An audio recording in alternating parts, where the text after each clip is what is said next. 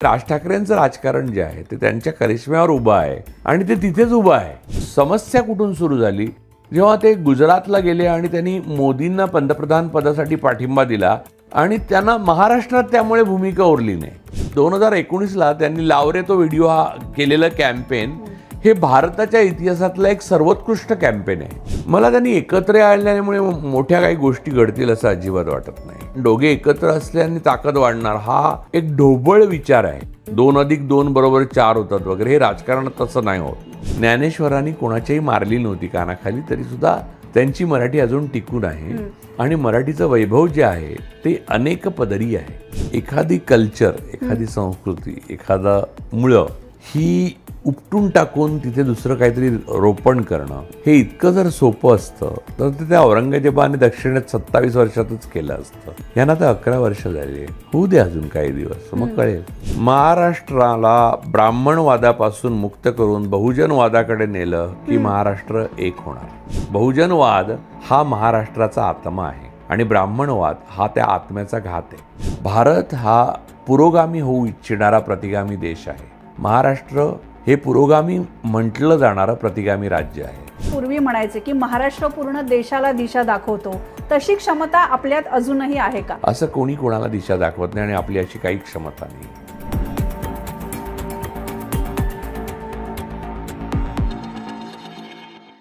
नमस्कार, मी आरती Kulkarni. The politics या YouTube चॅनेलमध्ये तुमचं स्वागत आहे. महाराष्ट्रामध्ये सध्या भाषेच्या राजकारणामुळे वातावरण चांगलंच ढवळून निघालेलं आहे.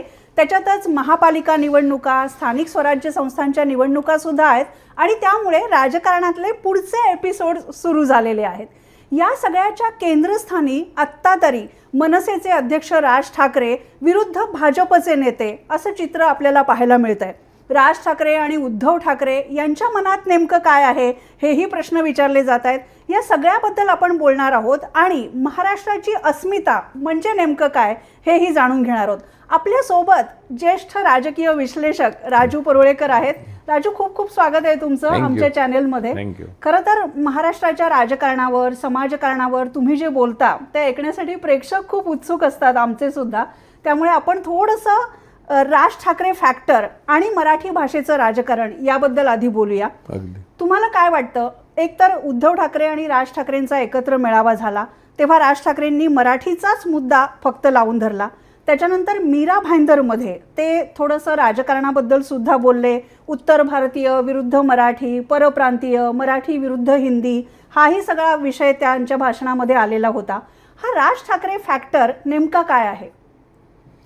बघा, असं आहे की बरेच जण बोलताना राज ठाकरेंच्याबद्दल असं विचार करतात की 14पासून निवडणुकांमध्ये मोठं यश त्यांना मिळालेलं नाही आहे, त्यामुळे त्यांचं प्रभाव कमी झाला आहे आणि ओसरला आहे वगैरे. परंतु तुम्ही दुसऱ्या बाजूने जर बघाल तर फार थोडी अशी मंडळी आहेत की थोडे नेते असे आहेत, आता राहुल गांधींचं पण मी नाव घेईन, की जे निवडणुका हरल्या तरीसुद्धा त्यांची लोकप्रियता आणि त्यांचं राजकारणामध्ये बदल घडवण्याचं सामर्थ्य आणि क्षमता याच्यावर त्यांचे शत्रू पण विश्वास ठेवतात, म्हणजे विरोधक पण विश्वास ठेवतात. राज ठाकरे त्यांच्यापैकी एक आहे. तुम्हाला मी सांगतो की एक निवडणूक हरला ना माणूस तरीसुद्धा उभं राहणं खूप कठीण आहे. सतत 14 वर्ष त्यांना तसा मोठा विजय मिळालेला नाही. अशा वेळेला बघा तुम्ही, संघटना त्यांची टिकून आहे. त्यांच्या सभांना प्रचंड गर्दी होते आणि ते जे बोलतात ते काय आहे, त्याच्यानंतर काय होणार याच्यावर तर्कवितर्क अजून लोक करतात, किंवा त्यांच्या उद्धव ठाकरेंबरोबर येण्यामुळे महाराष्ट्रात बदल होईल. आता होईल की नाही हा वेगळा मुद्दा आहे, त्याच्यावर पण वेगळं, पण असं लोकांना वाटतं. ही गोष्ट किती गमतीशीर आहे. म्हणजे हे एका अत्यंत करिश्माई नेत्याचं उदाहरण आहे आणि असे करिश्माई नेते भारतातच फार थोडे आहेत. त्यातले राज ठाकरे एक आहे. त्यांनी अगदी विरोधातलं विधान केलं उत्तर भारतीयांच्या किंवा कोणाच्या, तरी दिल्लीपर्यंत त्याचे पडसाद उमटतात. असं खूप लोक खूप काही बोलत असतात. बघा, महाराष्ट्रात BJPचा ते सत्ता आहे, त्यांचे सगळे नेते सगळं काही बोलत असतात, पण त्यांचं कधी असं उत्तर भारतापर्यंत पोहोचलंय वगैरे असं काय होत नाही. म्हणजे हा जो फरक आहे तो राज ठाकरे फॅक्टर असं मी सुरुवातीला जे म्हणालात ते हे आहे. तर या गोष्टीमुळे त्यांना इतर नेत्यांपेक्षा वेगळं बघावं लागतं आणि त्यांचं मोजमाप जे आहे ते इतर नेत्याहून वेगळं होतं. त्याचं मुख्य कारण हे आहे. बरोबर. पण राष्ट्रीय पातळीवर सुद्धा अनेक जण म्हणतात की राज ठाकरेंनी महाराष्ट्राच नव्हे देशाच्या राजकारणामध्ये स्वतःची एक निश तयार केलेली आहे, एक विशिष्ट कोपरा आहे. पण तुम्हाला काय वाटतं राजू, की आत्ता जे चाललेलं आहे ते मराठीच्या मुद्द्यावरून राज ठाकरेंचं राजकारण फिरतंय, मुंबईच्या मुद्द्यावरून सुद्धा फिरतंय, त्यांचं हे राजकारण महाराष्ट्रव्यापी आहे का? एक गोष्ट अशी आहे की आपण विश्लेषण करू शकतो, आपण राजकारण करू शकत नाही. पहिली गोष्ट, मला माहीत नाही की त्यांच्यासमोर काय लिमिटेशन्स आहेत आणि त्यांना स्ट्रेंथ्स स्वतःच्या कशा वापरायच्या आहेत. त्यामुळे महाराष्ट्रव्यापी राजकारण करण्याकरता शेतीपासून, महागाईपासून, अनएम्प्लॉयमेंटपासून ते इतर अनेक मुद्दे जे आहेत, आज तरुणांची लग्न होत नाही आहेत, म्हणजे मुलींची नाही पण मुलांची पण होत नाही आहेत, कारण नोकरी नाही, धंदा नाही आणि गुन्हेगारी प्रचंड वाढते, स्त्रिया असुरक्षित, हे सगळे मुद्दे घ्यायला पाहिजेत कुठच्याही राजकीय पक्षाने. ते न घेता केवळ तुम्ही भाषिक आणि अस्मितेचं राजकारण केलं तर ते भाषिक आणि अस्मितेचं राजकारण होत नाही. कारण भाषा आणि अस्मिता ही या सगळ्या गोष्टींच्या कारण महाराष्ट्र संपन्न होता तेव्हा त्याची अस्मिता होती, महाराष्ट्राची संपन्नता कमी होते म्हणून आज अस्मितेचा मुद्दा आला. तर या प्रकारचा विचार आहे माझा विचार या प्रकारचा, ओपिनियन माझं या प्रकारचं आहे. परंतु ते राज ठाकरे का करतायत किंवा कशासाठी त्यांनी या प्रकारे आपला स्टँड ठेवलेला आहे हे त्यांना जास्त चांगलं माहिती असणार ना. कारण त्यांना जी संसाधनं मर्यादित त्यांच्याकडे आहेत त्याच्या बळावर जेवढं जास्त क्षेत्र व्याप्त करता येईल किंवा प्रोपागंडा जास्त वापरता येईल तर ते त्याचा प्रयत्न करतात असं मला वाटतं. की बघा की त्यांनी एखादं विधान केलं की वर्तमानपत्र असो किंवा टेलिव्हिजन चॅनल असो त्याच्यावर पहिल्यांदा त्याचं झळकतं, तर ते विधान एवढं प्रभावी असतं किंवा एवढं महत्त्वाचं कॅची असतं की is a man of advertising. म्हणजे त्याला ॲडव्हर्टाइजमेंट म्हणजे खरं सांगायचं तर त्यांच्याकडे वेगळ्या प्रोपागंडा मिनिस्टरची गरज नाही, ते स्वतः प्रोपॅगंडिस्ट पक्के आहेत. त्यामुळे त्यांना ॲडव्हर्टाइजमेंटचा सेन्स असल्यामुळे ते मिनिमम संसाधनांना वापरून मॅक्झिमम आपण न्यूजमध्ये राहू, आपला पक्ष रिलिव्हंट राहील यासाठी प्रयत्न करतात आणि त्याच्यामध्ये या गोष्टी होतात. अन्यथा राजकीय पक्षाला खूप गोष्टी आवश्यक आहेत बोलणं, जे त्यांच्या पक्षाकडनं होत नाही. बरोबर. तुम्ही सुरुवातीलाच उल्लेख केलात राहुल गांधींचा आणि राज ठाकरेंचा. एका प्रकारे राहुल गांधींचं आडनाव हे गांधी आहे, तसंच राज ठाकरेंचं आडनाव हे ठाकरे आहे आणि महाराष्ट्राच्या राजकारणामध्ये ठाकरे या आडनावाला सुद्धा तेवढंच महत्त्व आहे.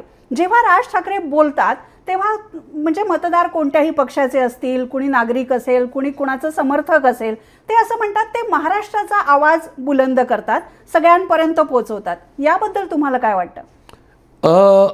महाराष्ट्राचा आवाज म्हणजे कसं आहे की महाराष्ट्रीयन माणसाच्या मनामध्ये स्वतःच्या अस्मितेबद्दलच्या ज्या काही भावना आहेत किंवा मराठीबद्दलच्या ज्या काही भावना आहेत त्या भावना ते जेव्हा बोलतात तेव्हा त्या देशापर्यंत पोचतात किंवा लोकांना रागही येत असेल, त्याचा विरोधही होत असेल, त्याच्या बाजूनेही लोक बोलत असतील, पण ते पोचतं लोकांपर्यंत. हे सामर्थ्य महाराष्ट्रात फार कमी लोकांमध्ये. इव्हन शरद पवार साहेब हे खूप मोठे नेते आहेत, 60 वर्षाची त्यांची काय, माझी अनेक मतभेद आहेत, मुद्दा वेगळा, पण तरीसुद्धा ते बोलले म्हणून ते देशभर पोचून त्याच्यावर उहापोह झाला, त्याला कडाक्याचा विरोध झाला, कडाक्याचा पाठिंबा मिळाला, असं काही होत नाही. या उलट राज ठाकरे बोलले तर त्याचा एक विषय, त्याचा एक मुद्दा होतो आणि त्या मुद्द्याभोवती सगळं फिरत राहतं बराच काळ. हे तर बीजेपीला पण सत्ता असून शक्य होत नाही बऱ्याचदा. तर मला हे गमतीशीर वाटतं आणि एक महत्त्वाचं वाटतं. त्यामुळे ते आपला आवाज आहेत, म्हणजे आपलं मत व्यक्त करतात, महाराष्ट्राचं मत व्यक्त करतात किंवा नाही यापेक्षा ते जे मत व्यक्त करतात ते महाराष्ट्राचं मत आहे असं लोकांना वाटतं. ओके.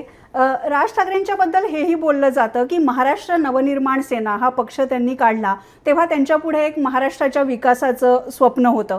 त्यानंतर त्यांना राजकारणात थोडं थोडं यश मिळायला लागलं आणि नंतर जसं तुम्ही म्हणालात 2014 नंतर त्यांचं राजकारण पूर्णपणे बदललं. म्हणजे भाजप केंद्रित राजकारणामध्ये त्यांनी प्रत्येक वेळेस वेगवेगळ्या भूमिका घेतल्या आणि त्यांना जेव्हा विचारलं जातं तेव्हा ते म्हणतात की तुम्ही बाकीच्यांना हे का विचारत नाही, तुम्ही मलाच का विचारता की तुम्ही वेळोवेळी भूमिका का बदलता. याबद्दल काय मत आहे तुमचं? कारण हुशार मुलाला नेहमी विचारतात ना, म्हणजे ढ मुलाला कशाला विचारतील हे त्यांना कळायला पाहिजे की त्यांच्याकडनं लोकांच्या अपेक्षा आहेत, अपेक्षा होत्या आणि मला वाटतं अपेक्षा असतील म्हणून त्यांना विचारतात. अन्यथा त्यांच्या आणि व्यक्तिमत्वामध्ये जो एक बंडखोरी किंवा आक्रमकपणा दिसतो तो नेहमी सत्तेविरुद्ध असला पाहिजे असं लोकांना वाटतं आणि ते सत्तेच्या बाजूने जर बोलत राहिले तर लोकांना दुःख होतं आणि मग ते प्रश्न विचारतात. तर त्यांना ते वावगं वाटण्याचं काही कारण नाही. त्यांच्याकडनं उलट हे चांगलं आहे की आपल्याला कोणी प्रश्न विचारता का तुम्ही असे का वागता म्हणून नाही विचारत, कारण काय आपण वागणं इन्सिग्निफिकंट आहे लोकांच्या दृष्टीने. लोकांना असं वाटतं की हे काहीतरी करतील आपल्या जीवनात बदल. त्यांचं म्हणणं आहे तुम्ही शरद पवारांना विचारा, तुम्ही उद्धव ठाकरेंना विचारा असं आधी म्हणत होते. नाही, पण शरद पवारांकडनं आता कोणती अपेक्षा करावी या वयात नाही आहे शरद पवार. उद्धव ठाकरे मुख्यमंत्री महाराष्ट्राचे 2.5 वर्ष होती आणि त्यांनी जे काही चांगलं म्हणजे त्यांनी कोविडच्या काळात खूप चांगलं काम केलं. त्यांनी चांगलं वाईट जे करायचं ते करून दाखवलं आणि ते काय करू शकतात हे लोकांना कळलं आणि काय नाही करू शकतात हेही कळलं. राज ठाकरे अजून सगळ्या गोष्टी पोटेन्शियल स्वरूपातच आहेत. त्या फर्टाईल असल्या तरी ते झालेलं नाहीत. म्हणजे ते अजून त्याचं अंड्यातून बाहेर येणं जे आहे आणि अस्तित्वात येणं आहे ते झालेलं नाही आहे. त्यामुळे लोकांना वाटत राहतं की हे काहीतरी करतील. त्यातून हे प्रश्न येतात आणि त्याच्यामुळे मला असं वाटतं की सार्वजनिक जीवनात जगत असताना म्हणजे तुम्ही कुठच्याही फील्डमध्ये असा, उभरता गायक असो, उभरता लेखक असो, उभरता चित्रकार असो किंवा उभरता कलावंत असो किंवा राजकारणी असो, त्याच्याकडनं अपेक्षा करून त्याच्यावर रागावणं, त्याच्यावर रुसणं हे जनतेने केलं किंवा पत्रकारांनी केलं तर त्याने त्याचा ते वाईट पद्धतीने घेता कामा नये. उलट हे चांगली गोष्ट आहे असं मला वाटतं. पण लोक असं म्हणतात की किती वर्ष आम्ही वाट बघायची या पोटेन्शियलची, या क्षमतेची. झालं असं की गेल्या 11 वर्षामध्ये ज्या प्रकारे इलेक्शन्स कमिशन आणि एक्झिक्युटिव्ह ज्युडिशरी यांचं सगळ्यांचं दमन झालं आणि ज्या प्रकारे एक प्रकारची आणीबाणीची परिस्थिती निर्माण झाली त्याने लेवल प्लेईंग फील्ड उरलं नाही राजकारणामध्ये आणि त्यामुळे काँग्रेससारख्या मोठ्या पक्षालाही उरलं नाही. त्यामुळे काय झालं की त्यामुळे राज ठाकरेंची ही 11 वर्ष वाया गेली जी इतर सगळ्याच पक्षांची गेली. म्हणजे त्यांच्यामध्ये ज्या शक्यता होत्या सगळ्या पक्षांमध्ये त्या आळीपाळीने सगळ्यांना मिळत असत. जसं भाजपला मिळालं तसं काँग्रेसला मिळायचं. ते तर इलेक्शन कमिशनच जर नीट लेवल प्लेईंग फील्ड करणार नसेल, धर्माच्या आधारावर केलेली आक्रमक भाषणं ही इलेक्शनमध्ये चालत नाहीत तरी चालवून घेणार असेल, अशा असंख्य गोष्टी झाल्या. मतदार याद्या बदलल्या, EVMच्या बद्दल उत्तरं दिली नाहीत, असं खूप झालं. तर यामध्ये जे सगळे विरोधी पक्ष आहेत ते एका बाजूला पडले आणि राजकारण न होता बुद्धिबळाला बसलेली लोक बॉक्सिंग करू लागले. तर त्याच्यामध्ये विरोधी पक्षाचं स्थान हे म्हणजे त्यांची वाया गेली 11 वर्ष. तर त्याच्यामध्ये राज ठाकरेंचा पक्ष छोटा होता, त्यांची तर फारच वाया गेली. त्यामुळे अजून किती वर्ष हा प्रश्न चुकीचा आहे जो राहुल गांधींच्या बाबतीत पण विचारला. नेमकी ह्या सगळ्या लोकांना तीच वर्ष मिळाली जी मोदींचा काळ आहे. तर त्या काळात या प्रकारच्या गोष्टी घडल्यामुळे ती आपण असं धरता का म्हणे की नेहमीचं राजकारण जे होतं आपल्या देशातलं, जे इंदिरा गांधी सुद्धा हरू शकत होत्या आणि निवडणुका अत्यंत फ्री फेअर व्हायच्या आणि सगळ्यांना नियम सारखे असायचे. म्हणजे तुला सेशनच्या किंवा लिंगडोह होते तेव्हा तुला माहिती आहे की घाबरायचे राजकीय पक्ष निवडणूक आयोगाला. तर असं नाही होऊन फक्त सत्ताधारी पक्षाचंच सगळं, इव्हन संसदेत सुद्धा सभापती सत्ताधारी पक्षाला बोलताना बोलू देतात काय वाटेल ते आणि ऑपोजिशनचा माईक ऑफ करतात. अशी परिस्थिती आणीबाणीची असताना ती 11 वर्ष सगळ्यांचीच वाया गेली. भारतीय जनतेची वाया गेली, तरुण पिढीची वाया गेली, त्यात राज ठाकरेंची पण गेली. काय होतं की पहिलं महायुद्ध आणि दुसऱ्या महायुद्धाच्या काळात जी मुलं जन्माला आली ती लढायला गेली, मृत्यू पावली, लवकर नाही पावली तर त्यांना अकाली वृद्धत्व आलं ते युद्ध बघून. आता तो त्या पिढीच्या वाट्याला आलेला शाप आहे. तर तो राज ठाकरे, राहुल गांधी या सगळ्यांच्या वाट्याला आलेला आहे. असं तुम्हाला वाटतं? याच्यामध्ये महाराष्ट्राचं सुद्धा खूप मोठं नुकसान झालं, महाराष्ट्राच्या राजकारणाचं झालं, पक्ष फुटले, बरेच मतभेद झाले. गेली अनेक वर्ष आपण हेच बघतोय की सगळे मतभेद आहेत, पक्ष फुटत आहेत आणि या पार्श्वभूमीवर राज ठाकरे आणि उद्धव ठाकरे हे एकत्र येतात, म्हणजे कोणीतरी दोघं जण एकत्र येत आहेत, हे दृश्यच महाराष्ट्राच्या जनतेला कुठेतरी सुखावणारं होतं. तुम्हाला असं वाटतं का की राज ठाकरेंच्या राजकारणाला या इव्हेंटमुळे आणखी बळ मिळालंय? राजकारणाला बळ मिळणं ही ऑलटुगेदर वेगळी गोष्ट आहे.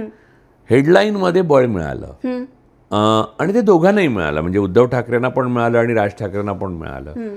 परंतु ते दोघेही लक्षात घ्या की राज ठाकरेंनी पुन्हा पुन्हा निक्षून सांगितलेलं आहे की फक्त मराठीच्या मुद्द्यावर आम्ही एकत्र आलेलो आहोत, राजकारणात एकत्र येण्यासंदर्भात अजून काही ठरलेलं नाही.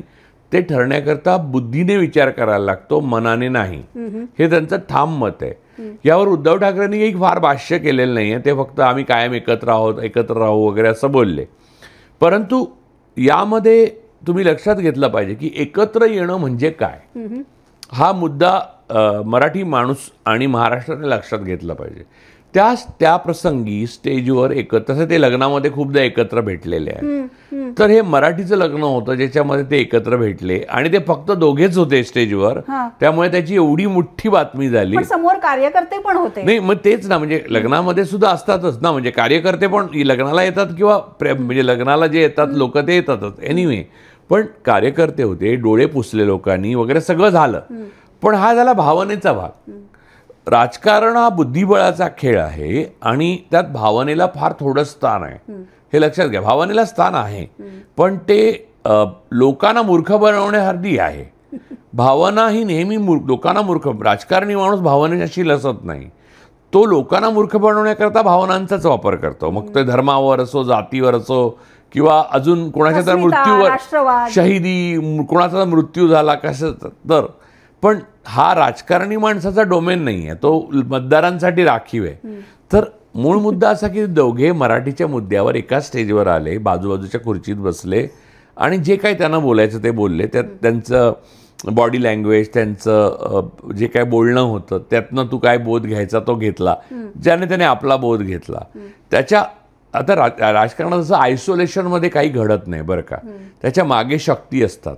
कधी महाशक्ती असतात, कधी अर्धशक्ती असतात, कधी पूर्ण शक्ती असतात, कधी शक्ती असतात. तर या सगळ्या बाबी ज्या आहेत, म्हणजे सत्तेत कोणतरी आहे, विरोधात कोणतरी आहे, इतर शक्ती पण आहेत, या सगळ्यांचा दबाव आहे. या उद्योगपती आहेत, क्रोनी आहेत, त्यांना मुंबई काबीज करायची आहे, महाराष्ट्र काबीज करायचं आहे, ताब्यात घ्यायचं आहे. या सगळ्याच्या पार्श्वभूमीवर या दोघांनी फक्त मराठीच्या मुद्द्यावर आम्ही एकत्र आलो असा एक समारंभ केला. या गोष्टीला एकत्र येणे असं म्हणणं हे जरा जास्तच भाऊक झाल्याचं लक्षण वाटतं मला. पण म्हणजे मी स्वतः राजू की दोन भाऊ एकत्र आले, दोन पक्षांचे नेते एकत्र आले, ठाकरे बंधू एकत्र आले. लग्न समारंभ हा केवढा जोरदार होतो यावर तो विवाह पुढे किती टिकेल आणि ते लग्न यशस्वी होईल की नाही हे अवलंबून नसतं. हां, म्हणजे खूप छान डेस्टिनेशन वेडिंग 8व्या महिन्यात घटस्फोट झालेले आहेत. त्यामुळे तू जे म्हणतेस तो समारंभाबद्दल बोलतेस, त्याने लग्नाच्या यशस्वीतेची हमी घेत नाही कोणी. म्हणजे डेकोरेटर हा जबाबदार नाही असत, पत्रिका छापणारा जबाबदार असत नाही, एवढंच काय, लग्न ठरवणारा माणूसही जबाबदार असत नाही आणि लग्न लावणारा ब्राह्मणही जबाबदार असत नाही, दोन्ही मुलांचे आई वडीलही जबाबदार असत नाही. आपण नकारात्मक बोलत नाही, सकारात्मकच बोलतो. नाही, म्हणजे शुभ बोल रे नाऱ्या असं जे आपण म्हणतात, त्यातलं नाऱ्या जाऊ दे, पण शुभ बोल असं जे आपण म्हणतो त्या अर्थाने आपण अशी घटना घडल्यावर चांगलं बोलायला पाहिजे. तर ते दोघे एकत्र आले असं तुला जर म्हणायचं असेल तर आले त्या स्टेजवर एकत्र. त्याच्या पुढे काय झालं तर काही झालेलं नाहीये म्हणजे अजून. त्यामुळे अजून माझ्यासारखा मनुष्य हा सतत मी कला, म्हणजे खरं तर कला हा माझा प्रांत, पण राजकारणाशी सतत संपर्क येऊन त्यामध्ये काम करून आणि त्याच्यावर लिहून आणि सतत विश्लेषण करून माझ्यासारख्या माणसाला हे कळतं की भावनेला ह्याच्यात किती स्थान आहे. ह्यात एक गणित आहे, ते भले चुकेल, ह्यात एक तर्क आहे, ह्यात वेगळ्या शक्ती इन्व्हॉल्व आहेत आणि हा समारंभ म्हणजे ह्या सगळ्या विवाहाचा 1% आहे. तर तो दमदार झाला तरी सुद्धा फार आनंद होणं म्हणजे 100%तला 1% 100% यशस्वी झाला असं तू म्हणू शकते. बरं, पुढच्या विषयावर जाण्याआधी मी तुम्हाला विचारते की मीरा भाईंदरमध्ये राज ठाकरेंनी एका नॅरेटिव्हचा खूप समाचार घेतला की राज ठाकरे आणि उद्धव ठाकरे एकत्र येणं हे एक स्क्रिप्ट लिहिलेलं आहे आणि हे स्क्रिप्ट देवेंद्र फडणवीसांनी लिहिलंय असं काही विश्लेषक बोलत होते. त्याच्यावर राज ठाकरे असं म्हणाले की हा स्क्रिप्ट रायटर स्वतःचा अपमान का लिहून घेईल. तुम्हाला सुद्धा असं वाटतं का की हे स्क्रिप्टेड नाहीये, हे खरंच मनापासून दोघं एकत्र आलेले आहेत.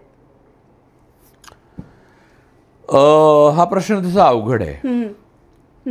समाचार राज ठाकरेंनी घेतलेला आहे त्याचा मला असं वाटतं की राज ठाकरे किंवा उद्धव ठाकरे किंवा कोणताही किंवा देवेंद्र फडणवीस सुद्धा किंवा इवन नरेंद्र मोदी सुद्धा किंवा कोणताही मोठा नेता कोणाच्या तरी स्क्रिप्टसाठी काम करतच असतात.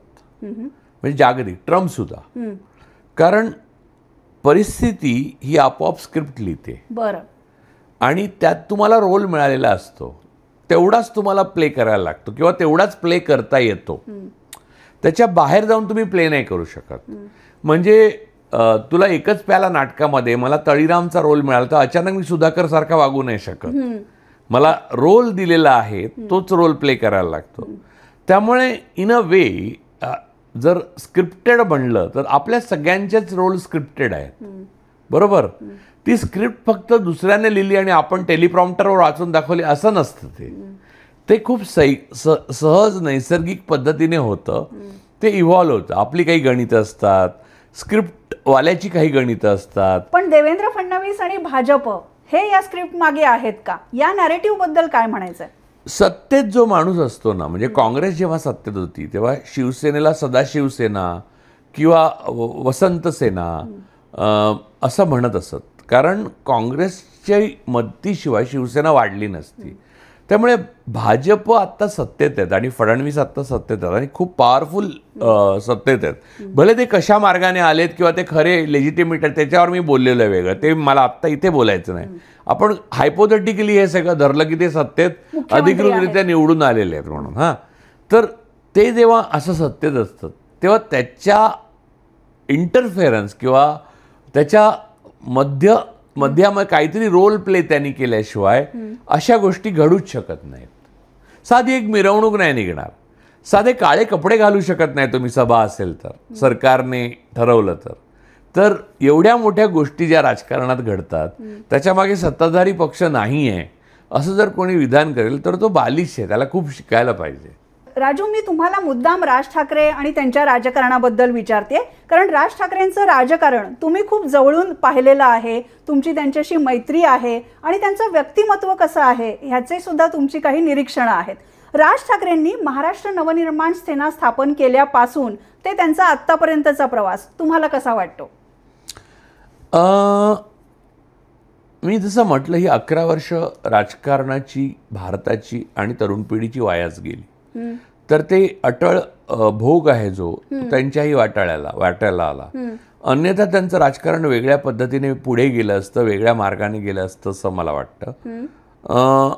अन्यथा ते एक चाणाक्ष राजकारणी आहेत आणि त्यांना राजकीय दृष्ट्या फायद्याचं काय आहे आणि नुकसानाचं काय आहे हे अचूक कळतं. कधी कधी काय होतं की परिस्थितीच तुम्हाला विपरीत स्थितीत ठेवते, मग तुम्ही काहीच करू शकत नाही आणि उगाच वाटायला लागतं. म्हणजे कसं की त्यांचा पक्ष त्याला एका पॉईंटला भूमिकाच उरली नाही. म्हणजे महाविकास आघाडी स्थापन झाली, त्यांनी यांना घेतलं नाही, इथे ह्या BJPने वेगळं केलं. भारतीय जनता पक्ष जेव्हा शिवसेनेबरोबर होता तेव्हा ती स्पेस त्यांना मिळूच शकत नव्हती.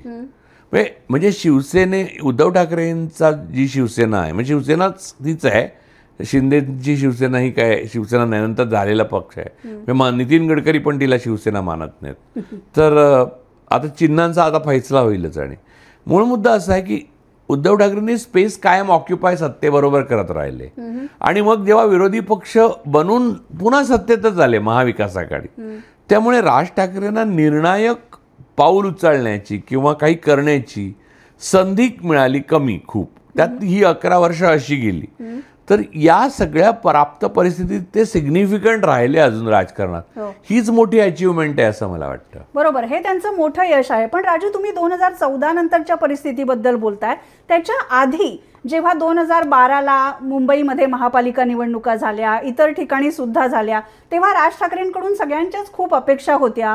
किंवा त्याच्या आधी झालेल्या विधानसभा निवडणुकांमध्ये सुद्धा अनेक तरुण राज्यभरातले त्यांच्या मागे होते. पण तरी सुद्धा निवडणुकांमधलं यश त्यांना का मिळालं नाही? पण 2014च्या अगोदर त्यांना सातत्यपूर्ण यश मिळत होतं. म्हणजे इकडे काही महापालिका मिळाल्या, नाशिक मिळाली, अनेक महापालिकामध्ये 2 नंबरचा पक्ष होता.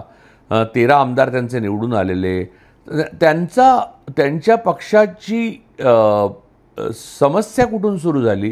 जेव्हा ते गुजरातला गेले आणि त्यांनी मोदींना पंतप्रधान पदासाठी पाठिंबा दिला आणि त्यांना महाराष्ट्रात त्यामुळे भूमिका उरली नाही. मोदींना एकदा तुम्ही पाठिंबा दिला की भाजप आणि शिवसेना उद्धव ठाकरेंची यांची घट्ट युती असताना मोदींना पाठिंबा दिल्यावर तुम्हाला रोडलाच उरत नाही. त्यामुळे त्यांना ते लोकसभेत काही करता आलं नाही. म्हणजे हे बघा, सगळ्या 100% बरोबर पावलं उचललेला राजकीय नेता मला जगाच्या इतिहासात माहीत नाही. कधीतरी चुका होतात. तर ती चूक त्यांना खूपच महाग पडली. तिथून मग त्यांना ना असं ठोस पाऊल उचलणं हे अवघड घेत गेलं. 14ला त्यांनी जर म्हणजे गुजरातला जाणं वगैरे सोडून दे, पण त्यांनी नाही गुजरातचा कोणताही विकास झाला नव्हता. पण म्हणजे ते ठीक आहे, म्हणजे ते सगळ्यांनाच वाटत होतं झालंय. पण मूळ मुद्दा हा होता की त्यावेळेला त्यांनी जर कोणत्याही प्रकारची भूमिका मोदी बाजूने किंवा विरुद्ध घेतली नसती तरी सुद्धा त्यांना खूप बघा लक्षात घ्या, 2019ला त्यांनी लावरे तो व्हिडिओ हा केलेलं कॅम्पेन हे भारताच्या इतिहासातलं एक सर्वोत्कृष्ट कॅम्पेन आहे, निवडणूक कॅम्पेन. पण अनफॉर्च्युनेटली बघा, त्यावेळेला पण निवडणूक आयोगाने पूर्णपणे हे करून आणि त्यात ते पुलवामाचं जे झालं ते खरं का खोटं आजही कळलेलं नाही. त्या 303 जागा बीजेपीला मिळाल्या आणि त्यामुळे राज ठाकरेंना बॅकफूट यायला लागला.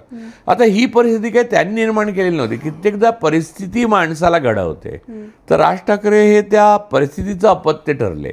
हे अनफॉर्च्युनेट झालं. त्यामुळे त्यांच्या अंगच्या गुणांना तितका वाव मिळणारी काळ त्यांना मिळाला नाहीये असं मला वाटतं. पण राजू, तुम्ही पुन्हा पुन्हा सांगताय की राज ठाकरेंचं राजकारण हे एक स्वतंत्र आणि ओरिजिनल आहे. पण तरी सुद्धा आता लावरे तो व्हिडिओचा उल्लेख जेव्हा झाला तेव्हा त्यांच्यावर आरोप झाला की तुम्ही काँग्रेस आणि राष्ट्रवादीच्या वतीने भाजपवर टीका करताय का? आधी तुम्ही ही भूमिका घेतलीत, मग लावरे तो व्हिडिओ म्हणालात, मग पुन्हा एकदा भूमिका बदलून तुम्ही भाजपला बिनशर्त पाठिंबा दिलात.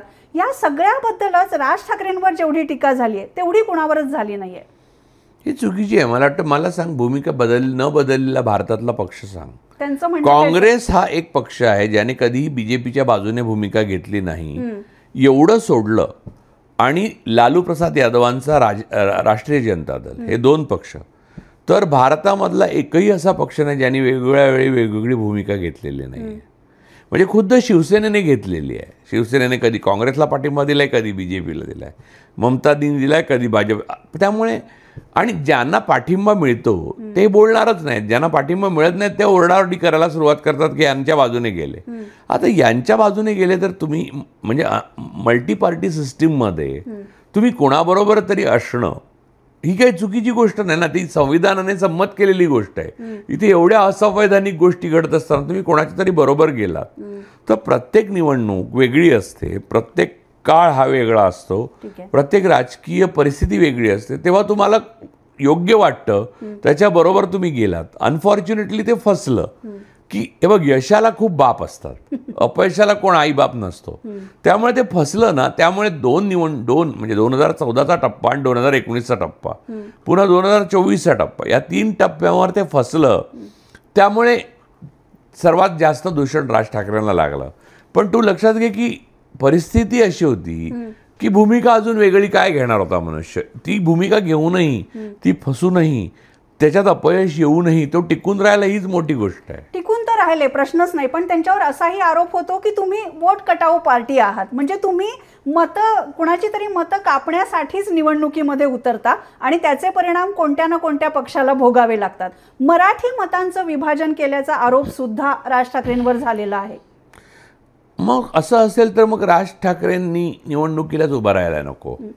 कारण छोटा पक्ष हा पहिले मत खातो, मग विरोधात येतो आणि मग सत्तेत येतो. हे कांशीरामांनी केलेलं त्याचं प्रिन्सिपल उदाहरण आहे. तर राज ठाकरेंचा जो पक्ष आहे, त्यांच्याकडे संसाधन आहे, ती पाहता ते उभे राहिले की काय कोणाची तरी मतं खाणार, तर त्याने उभंच राहू नये, म्हणजे असं सांगण्यासारखं आहे ना. म्हणजे ज्या आता मोठा पक्ष आहे, जर मग तसं असेल तर भारतात द्विपक्षीय जशी सृष्टी मांडली पाहिजे. मग 2च पक्ष असतील आणि मग कोण कोणाचं वोट खाणार नाही, म्हणजे ज्याची वोट त्याला मिळतील. अनेक पक्ष असले की कोणता तरी पक्ष कोणाचा तरी वोट खातो. कधी वंचित बहुजन आघाडीवर हा आरोप होतो, कधी AMMवर होतो. आणि माझं मत हे नाही आहे की असं होत नाही, अंडर टेबल डिलिंग होतं, यात शंका नाही. पण तो आरोप केवळ राज ठाकरेवर लावणं चुकीचं आहे. कारण सगळे छोटे पक्ष हे वोट खातात कारण त्यांच्याकडे तेवढीच क्षमता असते. त्याचं मॉनिटायझेशन करतात काही पक्ष, हेही खरं आहे.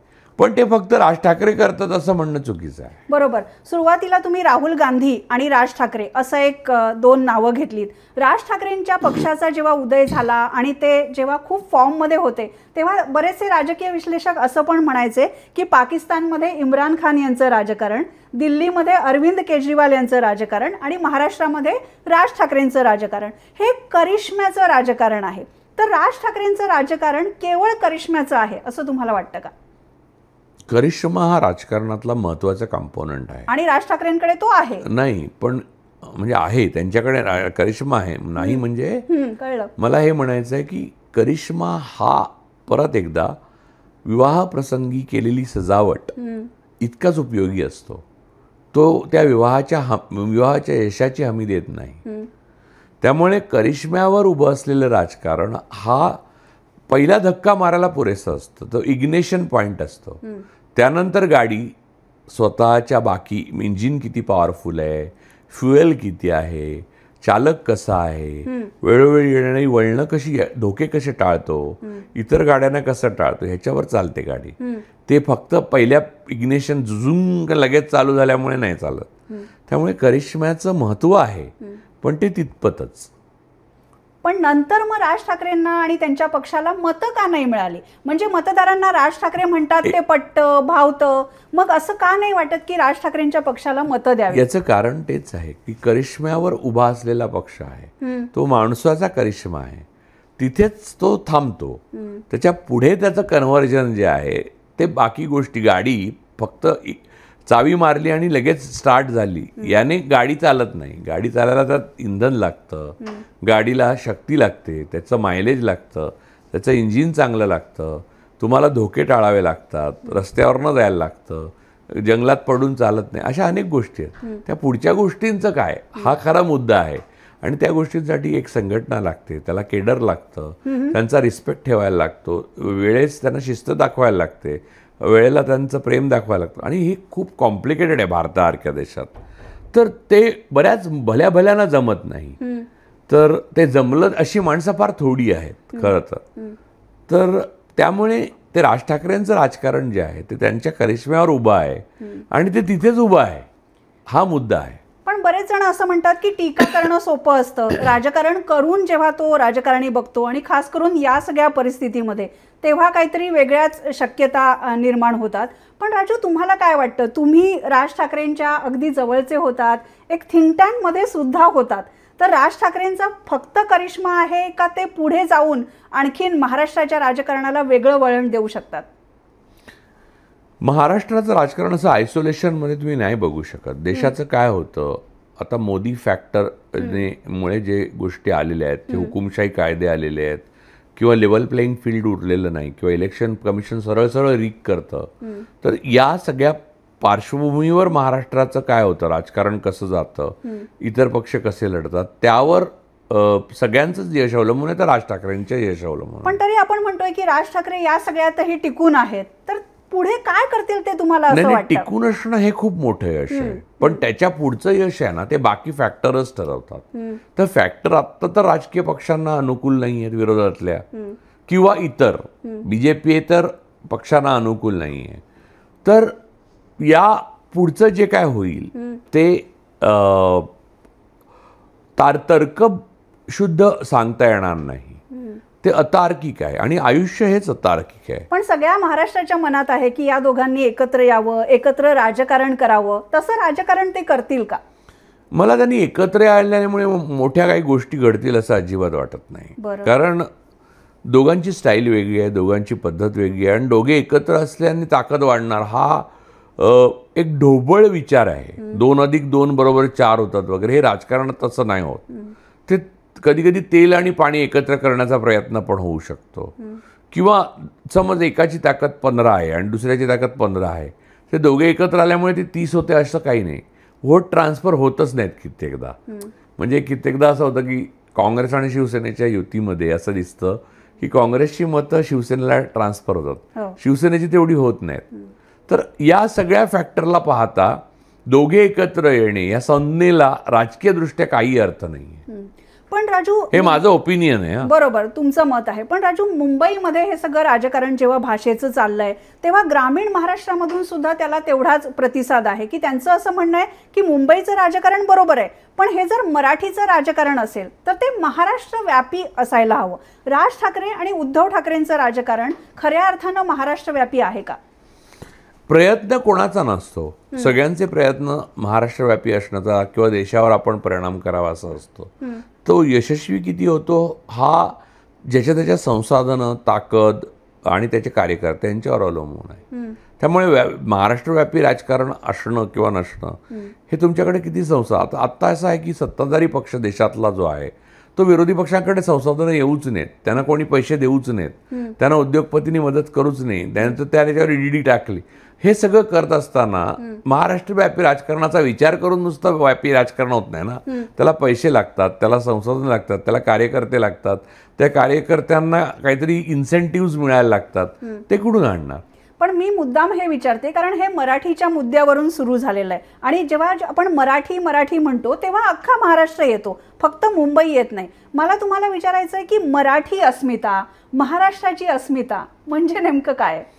मराठी अस्मिता म्हणजे मराठी भाषा केवळ नव्हे, मराठी भाषा ही त्याचा पाया आहे. बरोबर. मराठी संस्कृती, मराठी खाद्यपदार्थ, मराठी कल्चर, मराठी साहित्य, मराठी संस्कृती, मराठी लोकांची विचार करण्याची पद्धत, मराठी माणसाचा इतिहास, मराठी माणसाचा भूगोल, मराठी माणसाच्या आर्थिक स्थितीचा अहवाल, महाराष्ट्राची आर्थिक ताकद, महाराष्ट्रामधून जाणारा कर, महाराष्ट्रामध्ये असलेल्या एम्प्लॉयमेंटचे दर, महाराष्ट्रात येणाऱ्या इंडस्ट्रीज, फॉरेन इन्व्हेस्टमेंट जी महाराष्ट्रात येते, या सगळ्या गोष्टी म्हणून मराठी ठरतं. मराठी म्हणजे केवळ मी आणि तू दोन एकामेकांना कानाखाली वाजवून मराठी बोलायला लावणं म्हणजे मराठी नव्हे. बरोबर. ज्ञानेश्वरांनी कोणाच्याही मारली नव्हती कानाखाली, तरी सुद्धा त्यांची मराठी अजून टिकून आहे. आणि मराठीचं वैभव जे आहे ते अनेक पदरी आहे आणि मराठी ही प्राचीन परंपरा आहे. मराठी ही भाषा असं म्हणतो तेव्हा केवळ भाषा म्हणत नाही आपण, ती पूर्ण परंपरा म्हणतो. म्हणजे या परंपरेत अनेक गोष्टी येतात. महाराष्ट्र हा स्वतंत्र देश होण्याच्या योग्यतेचा प्रदेश आहे. त्याच्यामध्ये ती सगळे पोटेन्शियल आहेत. युरोपमधल्या कुठच्याही देशापेक्षा श्रीमंत असा देश, समुद्रकिनारा असलेला महाराष्ट्र होऊ शकतो. ही मराठी आहे. त्या देश असण्यासाठी जे जे आवश्यक असतं ते सगळं महाराष्ट्रात उपलब्ध आहे. त्याच्यावर इतर राज्यातले किंवा इतर लोक कब्जा करू इच्छितात, त्याच्याविरुद्ध आपलं बंड आहे हे मराठी. पण ते बंड ज्या पद्धतीने इथे सुरू आहे, तुम्ही आता हिंसेचा उल्लेख केलात, त्याला तुमचा विरोध आहे आणि तुम्हाला असं वाटतं की त्याच्यामध्ये हिंसा आली तर महाराष्ट्राची अस्मिता टिकू शकणार नाही असं काहीतरी? हिंसेने कुठचीच गोष्ट प्रश्न सुटत नाही, प्रश्न प्रेमाने सुटतात. पण कित्येकदा प्रेमाचा भाग म्हणून पण हिंसा येते. उदाहरणार्थ आई आपल्याला शिस्त लावताना चापट पण मारू शकते. तर जेव्हा हैदराबादला मुक्तीचं आंदोलन सुरू होतं तेव्हा गांधीजींनी सुद्धा सशस्त्र मुवमेंटला परवानगी दिली होती, हे तुला माहिती आहे का? किंवा खान अब्दुल गफ्फार खानांचे अनुयायी राहायला आले होते वर्ध्याला, हजारो अनुयायी, आणि खान अब्दुल गफ्फार खान, तर त्यांच्यासाठी वर्ध्याच्या गांधी आश्रमात रोज मटण शिजत असे. त्यामुळे हिंसा नाही आणि गांधीवाद ही गोष्ट त्याच्या अपवादासहित येते. जगातला कुठचाही नियम हा त्याच्या अपवादाविना येत नाही. पण मुंबईत आणि महाराष्ट्रात जी हिंसा सुरू आहे किंवा जी आक्रमक आंदोलनं सुरू आहेत त्याच्यात माया नाहीये, त्याच्यात द्वेष आहे, मतभेद आहेत. त्या हिंसेबद्दल मी पाठिंबा देणारं बोललेलोच नाही. मी जे म्हटलं ते लार्जर स्केलवर पुढे करताना जेव्हा तुम्हाला खरंच आंदोलन करायचं असेल तेव्हा ज्या गोष्टी घडतील त्याच्याबद्दल बोलतोय. हे आत्ता जे चालू आहे, जे द्वेषाच्या किंवा नफरतीच्या बेसिसवर धर्म, जाती आणि भाषेच्या बद्दलचं जे हिंसा, त्याला माझा विरोध आहे. आणि त्या मार्गाने कोणत्याही प्रकारचं सृजनशील यश मिळणार नाही, याबाबत माझ्या मनात शंका नाही. बरोबर. पण अनेक जण असं म्हणतात की जे काही मराठीचं राजकारण सुरू आहे त्याचं हिंसात्मक आंदोलनं आम्हाला मान्य नाहीत, आक्रमक भाषा मान्य नाही, पण मराठीसाठी लढलंच पाहिजे. आणि मग ठाकरे असतील, पवार असतील, जो कोणी मराठीसाठी लढेल तो महाराष्ट्राच्या जनतेला आपलासा वाटतो. पण मला राजू तुम्हाला विचारायचं आहे की हे आत्ता हिंदी सक्तीवरून सगळं भाषेचं राजकारण आलं, पण मराठी माणूस आपल्या भाषेसाठी, संस्कृतीसाठी, राज्यासाठी एकत्र काय येत नाहीये? कोणी सांगितलं तुम्हाला एकत्र येत नाहीये म्हणून? पण आता असं चित्र आहे की मराठी माणूस तितका एकत्र नाहीये जेवढा असायला पाहिजे, जेवढं आपण दक्षिणेमध्ये बघतो. तुम्ही राजकीय दृष्ट्या जर बघितलं तर आत्ता सत्तेत असलेला पक्ष हा सत्तेत कसा आला हे बघायला पाहिजे पहिल्यांदा. त्याच्यावर आपण बोललो, म्हणजे तो एक वेगळा विषय आणि त्याच्यावर आपण वेगळा एपिसोड करू शकतो. बरोबर. दुसरी गोष्ट असं, मराठी माणसाला मन म्हणून तुम्ही बघा कुठेही उत्तर दक्षिण महाराष्ट्रात तो एकच आहे. म्हणजे तू हा विषय म्हणला की मराठी म्हणून तुम्ही एकत्र आहात का, म्हणजे जेवढं दक्षिणेमध्ये ऐक्य दिसतं भाषेबद्दल, संस्कृतीबद्दल. दक्षिणेवर येतो मी, ते तसं नाहीये. दक्षिणेत जेवढे कट्टर आणि कडवे आहेत आणि एकत्र येण्याची भावना आहे तेवढीच महाराष्ट्रात आहे. दक्षिणेत सुद्धा भारतीय जनता पक्षाचे लोक एकत्र नाही आहेत त्या भावनेत, कारण भारतीय जनता पक्षाचा आयडिओलॉजीच वेगळी आहे पूर्णपणे भारताविषयीची. परंतु बिगर बीजेपी आणि बिगर संघ सगळ्या राज्यांमध्ये, साऊथच्या, दक्षिणेकडच्या, इन्क्लुडिंग महाराष्ट्र, म्हणजे छत्रपती शिवाजी महाराज म्हणले होते की हे राज्य दख्खनीयांचे व्हावे ही इच्छा. तर हे दख्खनीकडे ती भावना आहे. म्हणजे तू कोणत्याही माणसाला, जर मराठी माणसाला विचारशील कुठच्याही भागातल्या की ही भावना तुझ्यात आहे की नाही, तो नाही सांगणार, हो सांगणार. बरोबर. आता समस्या कुठे आहे ते सांगतो. समस्या असं आहे की दक्षिणेकडच्या राज्यांना त्यांच्या भाषेला स्वतंत्र लिपी आहे आणि दुर्दैवाने मराठीला देवनागरी लिपी आहे, जी हिंदीची पण देवनागरी आहे. ठीक आहे. एक नंतर जे हिंदी चित्रपटसृष्टी, ज्याला बॉलिवूड असं अपभ्रंश झालेला आहे, ती मुंबईत आहे. त्यामुळे प्रत्येक मराठी माणसाला आपल्याला हिंदी येते अशी एक भावना आहे. तिसरी गोष्ट अशी आहे की मुंबई हे न्यूयॉर्कसारखं एक कमर्शियल शहर आहे. ऑब्वियस रीतीने अनेक भाषी लोक येतात. तर त्यांना जोडणारा दुवा म्हणून कामगार वर्ग जो आहे तो मराठी एकेकाळी होता खूप मोठ्या प्रमाणावर, पण नंतर सर्वत्र नॉर्थकडनं जास्त आला. ते इन्फ्लक्स जे आहे आपल्याकडे येणं आहे त्यांचं, ते हिंदी भाषी असल्यामुळे आणि चित्रपटातनं हिंदी भाषा लोक समजल्यामुळे ती तोडकी मोडकी हिंदी बोलून ते कम्युनिकेट करू शकतात. हे सोय आहे, ही सोय झालेली आहे. याचा अर्थ मराठी लोकांनी आपली भाषा आणि संस्कृती सोडून त्यांच्याबरोबर पळून चाललेले आहेत असा भाग नाही, किंवा कडवेपणा साऊथपेक्षा कमी आहे असं नाही. आता कसं आहे, तमिळला स्वतंत्र लिपी आहे किंवा कन्नडला स्वतःची लिपी आहे आणि ते बोललेलं तुला कळणारच नाही. म्हणजे हिंदी आणि मराठीमध्ये खूप गोष्टी सारख्या आहेत शब्दापासून, त्यामुळे ते सोपं जातं. म्हणून या ज्या सीमारेषा आहेत त्या अंधुक आहेत असं वाटतं. अन्यथा कडवेपणामध्ये दख्खनीकडे मराठीपासूनच कडवेपणा सुरू होतो. दख्खन मुळातच विंध्य पर्वताच्या खाली महाराष्ट्रापासून सुरू होते आणि छत्रपती शिवाजी महाराजांचं पहिलं आणि महत्त्वाचं वाक्य हे राज्य दख्खनीयांचे आहे आणि ते तंजावरपर्यंत म्हणजे तामिळनाडूपर्यंत गेलेले होते. ते व्यंकोजी राजे राज्य करायचे आणि आजही तंजावरी मराठी नावाची मराठी बोलली जाते तिकडे, हे लक्षात घे. त्यामुळे महाराष्ट्र हा दख्खन असण्याचा जो स्वभाव आहे महाराष्ट्राचा, तो जगातली कुठचीही शक्ती, RSS असो नाहीतर युनायटेड स्टेट्स असो, बदलू नाही शकत. पण राजू, जेव्हा मराठी भाषेला लूज झालं असेल, तुम्हाला असं वाटत असेल की ते कोसळून पडेल, पण ते तसं पडणार नाही. जेव्हा फारसी ही भाषा देशाची भाषा होती, औरंगजेबाला पण पत्र फारसीमध्ये महाराजांनी लिहिलेली आहेत, किंवा फडणवीस आणि शहा ही आडनावं फारसी आहेत, बरोबर ना. म्हणून ते अमराठी झालेत का इतक्या वर्षात, शेकडो वर्षात? नाही होऊ शकले. किंवा इंग्रजी ही इंग्रजांची भाषा, राज्यकर्त्यांची भाषा होती, फारसी ही राज्यकर्त्यांची भाषा होती, तरी मराठी टिकली ना. त्यामुळे असे काही दिवे असतात जे टिकतात, त्यातली मराठी आहे. बरोबर. असं तर मराठीबद्दल बोललंच जातं, म्हणजे जगातल्या अनेक भाषांमध्ये मराठीचं नाव घेतलं जातं, पण एकीकडे मराठी भाषेला अभिजात दर्जा मिळाला आणि दुसरीकडे हिंदीचं आक्रमण असेल, इंग्रजीबद्दलचं आपल्याला म्हणजे इंग्रजीमध्ये वागलं बोललं की आपण जास्त श्रेष्ठ ठरतो अशी एक भावना असेल, आणि त्यामुळे महाराष्ट्रातच मराठीचं दमन होतं असं बोललं जातं. त्याबद्दल तुम्हाला काय वाटतं? जगभर इंग्रजी ही सोयीची भाषा आहे कम्युनिकेशनसाठी, त्यामुळे महाराष्ट्रामध्ये दोनच भाषा, मराठी आणि इंग्रजी. हिंदी ही सोयीची भाषा आहे, आणि मग हिंदी माणसांनी पण तमिळ शिकावी की, कन्नड शिकावी की, मराठी पण शिकावी की. जर ते तसं करायला तयार असेल तर देशाच्या एकतेसाठी आदान प्रदान करायला मराठी माणूस कायमच तयार आहे.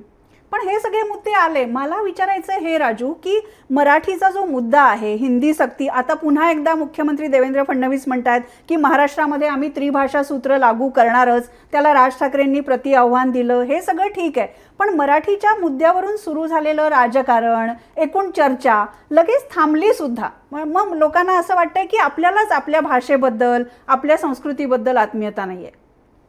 हजार वर्षाच्या महाराष्ट्राच्या इतिहासामध्ये असे प्रसंग आले नसतील का? फडणवीस अमर नव्हते आणि ते नसणार आहेत म्हणजे अमर. त्यांनी त्रिभाषा म्हणू, चौभाषा म्हणू, पाच भाषा म्हणू, मूळ मुद्दा असा आहे की एखादी कल्चर, एखादी संस्कृती, एखादा मुळं ही उपटून टाकून तिथे दुसरं काहीतरी रोपण करणं हे इतकं जर सोपं असतं तर ते त्या औरंगजेबाने दक्षिणेत 27 वर्षातच केलं असतं. यांना तर 11 वर्ष झाली आहेत. होऊ दे अजून काही दिवस, मग कळेल. बरोबर आहे. हे भाजपचं राजकारण विरुद्ध नाही, त्रिभाषाचं राजकारण हे भाजपचं आहे, बाकी कोणाचा त्याचा पाठिंबा नाही. त्यामुळे भाजपचा उल्लेख अपरिहार्य आहे. आणि म्हणतायत फडणवीस, म्हणजे ज्यांचं आडनावच फारसी आहे. बरोबर. विरोधक हेही म्हणतात की गुजरातमध्ये हिंदी सक्तीची नाहीये, आणखीन कुठे नाहीये, पण महाराष्ट्रातच तुम्ही का करताय? पण मला पुन्हा पुन्हा राजू तुम्हाला विचारायचं आहे की जर महाराष्ट्रातला माणूस आणि मराठी माणूस एकत्र यायला हवा असेल तर नेमका एक सामायिक धागा काय आहे? तुम्ही छत्रपती शिवाजी महाराजांचं नाव घेतलं, महाराष्ट्रातल्या संतांच्या परंपरेचं नाव घेतलं जातं, पण इतक्या वैविध्यपूर्ण महाराष्ट्रामध्ये काय कॉमन आहे, काय समान आहे?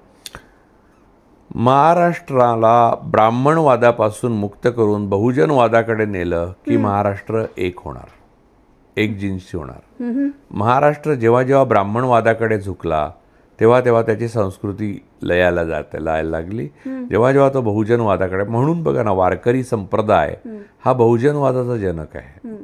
बहुजनवाद हा महाराष्ट्राचा आत्मा आहे आणि ब्राह्मणवाद हा त्या आत्म्याचा घात आहे. पण शाहू फुले आंबेडकरांचा महाराष्ट्र जसा आहे तसा तो टिळक आगरकरांचा नाहीये का, असाही आक्षेप बऱ्याच वेळा तुमच्या विचारांवर घेतला जातो. टिळक आगरकरांचं जेव्हा नाव घेतलं जातं तेव्हा त्यातले आगरकर वेगळे आहेत. टिळकांपासून त्यांची फारकतच मुळात बहुजनवादाचा स्वीकार करण्याकडे झालेली आहे, पहिली गोष्ट. दुसरी गोष्ट, टिळकांच्या बाबत माझं मत हे मी फार थोड्या वेळा व्यक्त केलं आहे, पण व्यक्त केलं आहे.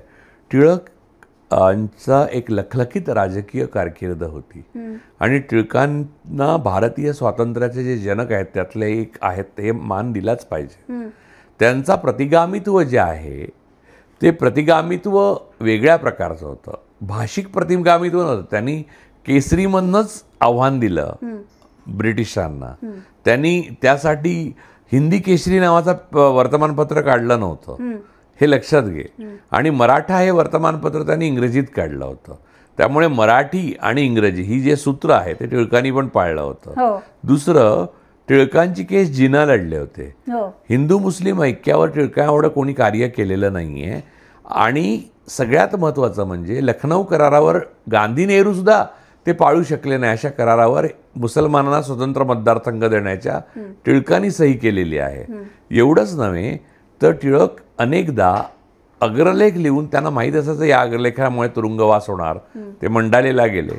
तेव्हा त्यांनी पेन ठेवून तुरुंगात गेले स्वातंत्र्यासाठी आणि कधीही माफी न मागता बाहेर येण्याचा त्यांनी माफी मागून प्रयत्न केला नाही. आणि सगळ्यात शेवटची आणि महत्त्वाची गोष्ट, टिळकांनी काँग्रेस शेवटपर्यंत सोडली नाही. आणि आजही इथे महाराष्ट्रातलं काँग्रेसचं भवन टिळक भवन आहे. ऐक पुढे एक सेकंद. टिळकांनी गांधीजींना मृत्यूच्या अगोदर 3 वर्ष त्यांचा आणि गांधीजींचा मोठा वाद झाला तेव्हा सांगितलं की माझ्यानंतर यापुढे भारतातल्या कुठच्याही नेत्यापेक्षा तुम्हाला फार मोठं महत्त्व प्राप्त होणार आहे या देशामध्ये. हे सांगण्याचं साहस आणि मोठेपणा टिळकांमध्ये होता. आणि टिळक जेव्हा गेले तेव्हा त्यांना खांदा द्यायला जेव्हा गांधी आले तेव्हा पुण्यातल्या ब्राह्मणांनी त्यांना थांबवलं. तर ते म्हणाले, कारण गांधीजी ब्राह्मण नव्हते, तर त्यावेळेला गांधीजी म्हणाले जनसेवकाला जात नसते आणि त्यांनी टिळकांना खांदा दिला. त्यामुळे टिळक आणि आगरकर यांचं जेव्हा आपण नाव घेतो तेव्हा हा इतिहास वगळता येणार नाही. तो बहुजनवादाचा इतिहास सुद्धा आहे. टिळकांना तेला तांबवळ्यांचे पुढारी असं म्हणत. टिळक गेले तेव्हा मुंबईच्या गिरण्या बहुजनांनी बंद केल्या होत्या आणि त्याच्यावर कविता लिहिल्या गेल्या. त्यामुळे असा टिळक आणि आगरकरांचा वापर नका करू. बरोबर आहे. केवळ ते कोकणस्थ ब्राह्मण होते म्हणून त्यांना विरोध करणं चुकीचं आहे. बरोबर. जनसेवकाला जात नसते असं तुम्ही म्हणालात, पण मला प्रश्न हाच विचारायचा आहे राजू, मग बहुजनवाद ब्राह्मणवाद असं विभाजन तरी आपण महाराष्ट्रात का करतोय? आपण विभाजन करत नाही. ब्राह्मणवाद हा विभाजनकारी आहे, बहुजनवाद हा विभाजनकारी नाही आहे. बहुजनवाद हा ब्राह्मणांना पण स्वीकारतो, ब्राह्मणवाद हा ब्राह्मणांना स्वीकारतो. एवढाच फरक आहे. म्हणून मी त्याला म्हणतो, नाही तर माझा किंवा बहुजनांचा त्याला आक्षेप असण्याचं काही कारणच नाही. आणि ब्राह्मणवाद म्हणजे ब्राह्मण नव्हे. ब्राह्मणवाद स्वीकारलेले मराठी आज किती आपण बघतोय. ब्राह्मणवाद हा प्रस्थापितांचा नाही, प्रस्थापित नाही. ब्राह्मणवाद हा शुद्ध ब्राह्मणवाद आहे. म्हणजे 26 जानेवारीला बहुजनांनी जरी सत्यनारायण घातला तरी ते ब्राह्मणवादीच होय. किंवा जात या गोष्टीच्या बाबत श्रेष्ठ आणि कनिष्ठ ही भावना बाळगली तर तो मनुष्य ब्राह्मणवादीच होय. तो जात कुठची जात आहे हा महत्वाचा मुद्दा नाही. पण जात न लावण्याचा अधिकार ब्राह्मणांना मिळतो, बहुजनांना नाही. कारण ती ठरवली ब्राह्मणांनी. तेव्हा ब्राह्मण असं म्हणू शकतो मी जात मानत नाही. एखाद्या बहुजनाने म्हटलं मी जात मानत नाही तो म्हणू शकतो, पण इतर लोक त्याला बहुजन म्हणूनच ओळखणार. म्हणजे मला तुमच्या बोलण्यातून असं दिसतंय, जेव्हा भाषेच्या राजकारणावरून सगळं चर्चा सुरू होती तेव्हा अनेक जण सांगत होते की हे तुम्हाला आता भाषेवरून एक छोटं उदाहरण सांगतो मी तुला, त्याच्यावरनं कळेल की जातीने मांग असलेले कॉम्रेड अण्णाभाऊ साठे होते. ते रशियात जेव्हा सोव्हिएत पुरस्कार मिळाला, सोव्हिएत लँड पुरस्कार मिळाला, तेव्हा ते गेले. तर तिथे ते जाऊन असं म्हणाले की मी 3.5 कोटी मराठी लोकांचं प्रतिनिधित्व करायला इथे आलेलो आहे. हा बहुजनवाद. खरंय, मराठी लोकांचं प्रतिनिधित्व हाच विषय. मग मला तेच विचारायचं आहे की आपण एक भाषेवरून जे विभाजन करायला निघालेले आहेत राजकारणी, त्याच्यात आपण पुन्हा जाती जातीवरून विभाजन करून जातीवरून नाही, बहुजन आणि ब्राह्मणवाद एवढंच. जाती इतर जाती असं काही म्हटलेलं नाही. बहुजनवाद हा एक स्वतंत्र वाद आहे ज्याच्यामध्ये सगळ्या संतांच्या परंपरा ज्या आहेत, ज्ञानेश्वर तुकाराम, ज्ञानेश्वर ब्राह्मण होते, तुकाराम मोरे होते, चोखोबा आहेत, त्याच्यामध्ये सगळे जे संत येतात ज्यांच्या वारक, त्या सगळ्यांची परंपरा ही बहुजनवादाची परंपरा आहे. आणि बहुजनवादांची परंपरा आणि ब्राह्मणवादा, ज्यांनी ज्ञानेश्वरांना छळलं त्यांची परंपरा ही ब्राह्मणवादांची परंपरा आहे. म्हणजे पंढरपूरचं एकूण संस्कृतीतलं स्थान, वारकरी संप्रदाय, हे स्पिरिच्युअलिटीमध्ये सांगितलं. असं प्रत्येक क्षेत्रामध्ये.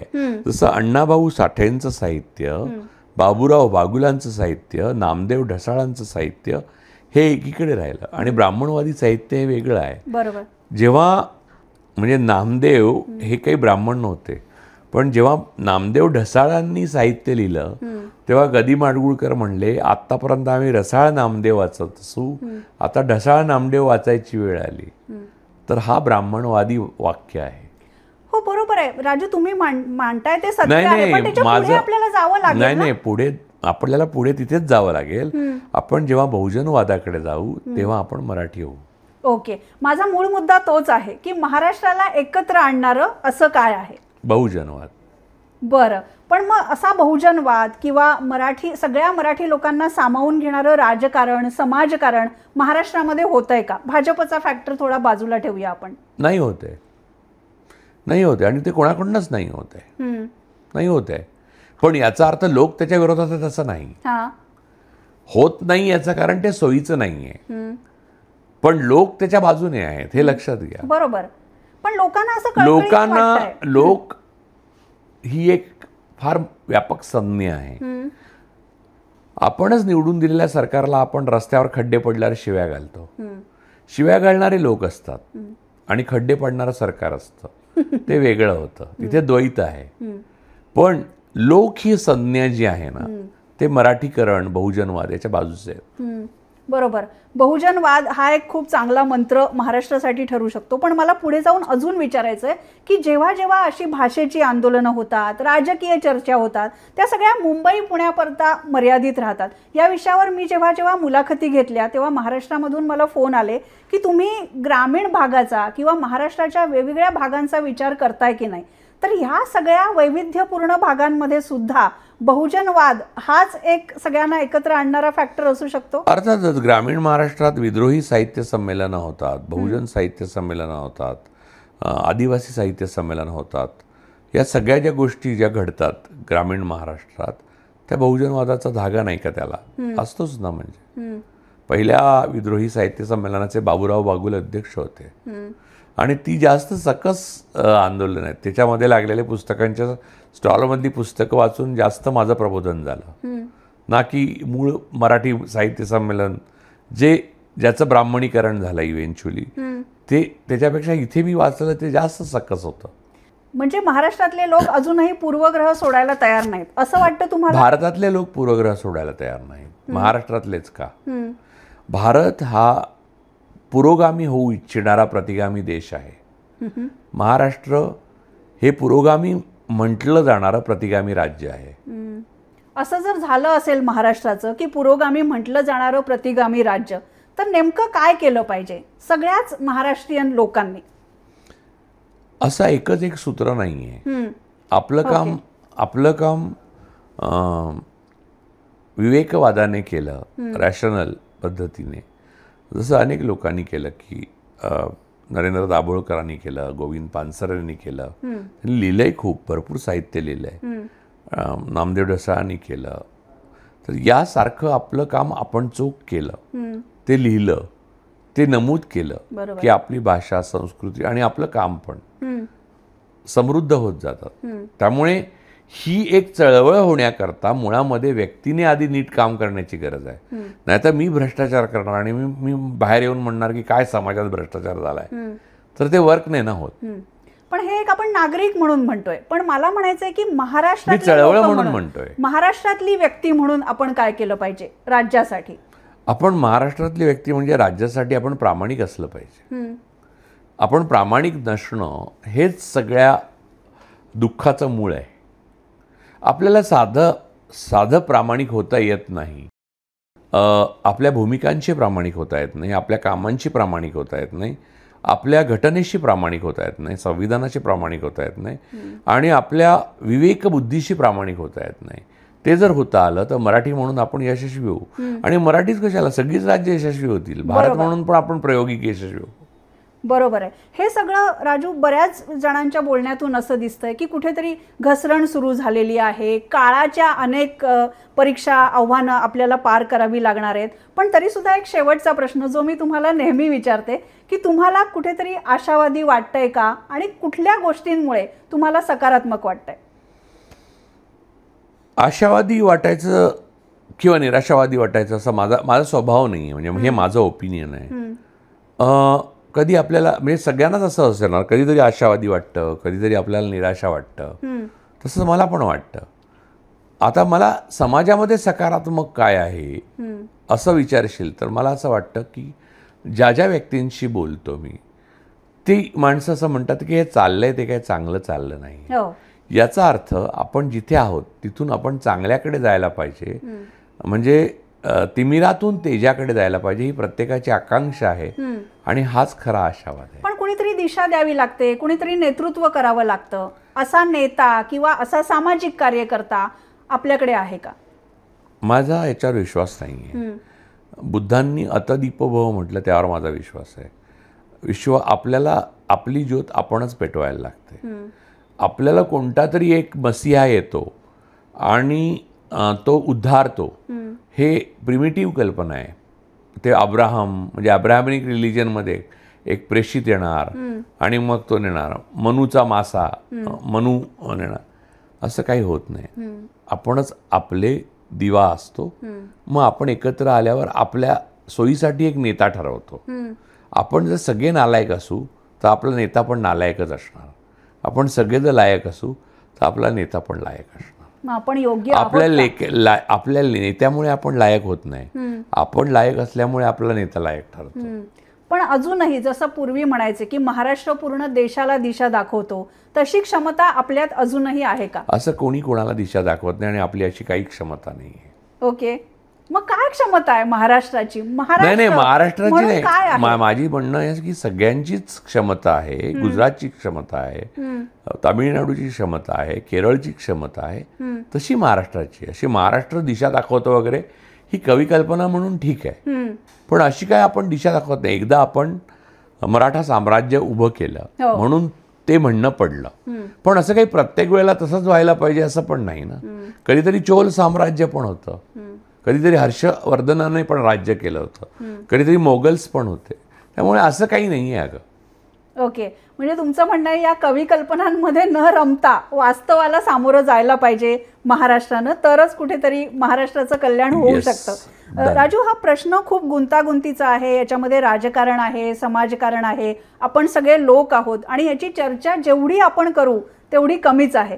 पण द पॉलिटिक्समध्ये तुम्ही तुमची मतं मांडलीत. राजू परुळेकर यांनी जे विश्लेषण केलं त्याबद्दल तुम्हाला काय वाटतं? कमेंटमध्ये नक्की लिहा आणि व्यक्त व्हा द पॉलिटिक्स या आमच्या यूट्यूब चॅनेलमध्ये.